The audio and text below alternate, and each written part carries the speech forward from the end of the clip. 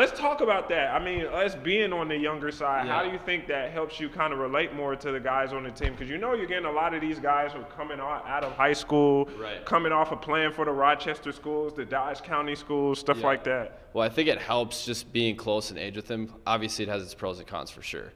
Because like the pros, I can relate to them very well. I understand their new lingo, as you call it, with some of the things that they say. But being able to have that personal connection with them, knowing where they come from, knowing I just did that not too long ago, the avenue that they're coming from out of high school, and knowing at their age what they're going through just in hockey and in life, more importantly, is huge. I mean, obviously we're trying to build better people first is ultimately our goal, and just understanding that not too long ago I was that college-age kid taking a chance going through the avenues, so I know kind of what they're going through. And then obviously as a con, I mean, sometimes they think of you as a buddy, but now since I'm the head coach, they kind of got to listen to what I have to say since I'm the final boss. So Now, take me through what that whole day was like. I mean, you hear Coach Ratzloff, a guy who's revered throughout the community, so successful, won a championship for the Grizzlies.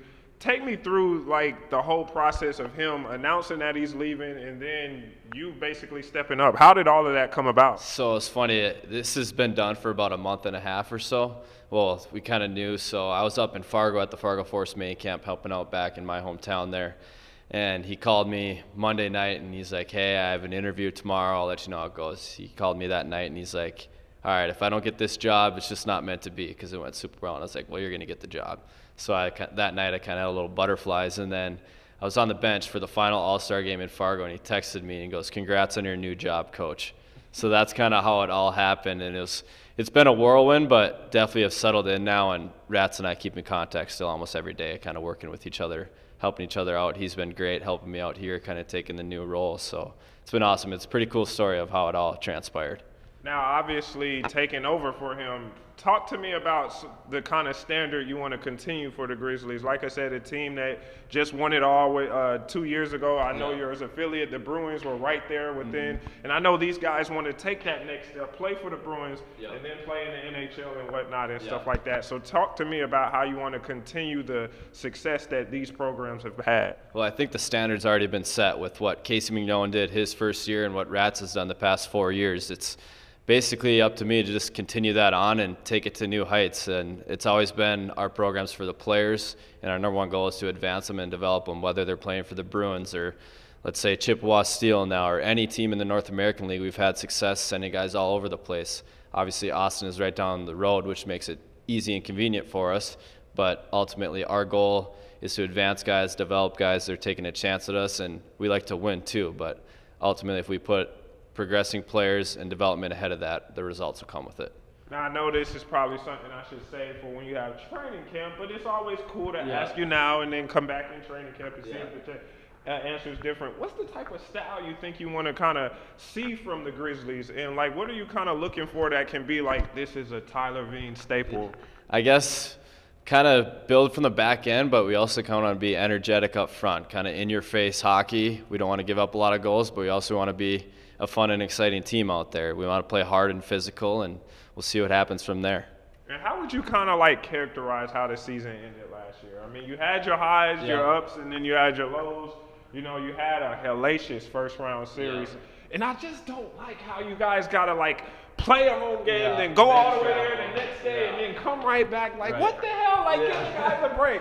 So just, I mean, kudos to you guys for doing through that. And I was looking at the Bruins, too, and they were, I'm like, It's crazy. they don't even get a break. Like, gee.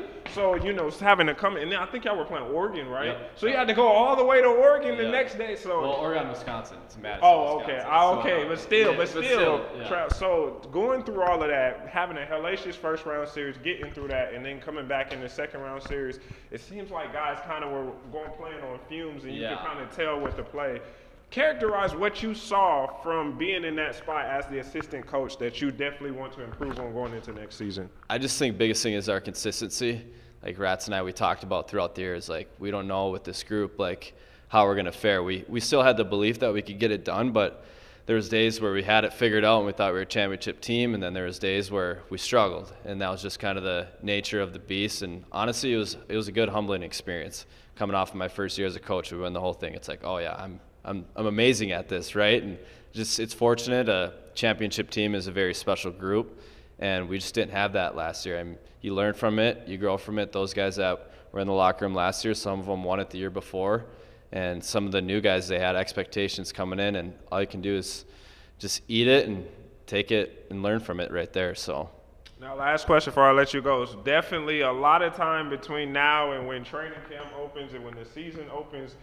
When you sometimes, I'm definitely guilty of this, when you have so much idle time, you can kind of like procrastinate, you can get bored. What are you kind of doing to keep yourself busy? And because I know, like you said, it's been a lot for you having to settle into this role that I know you probably sometimes just want the season to start today. Yeah.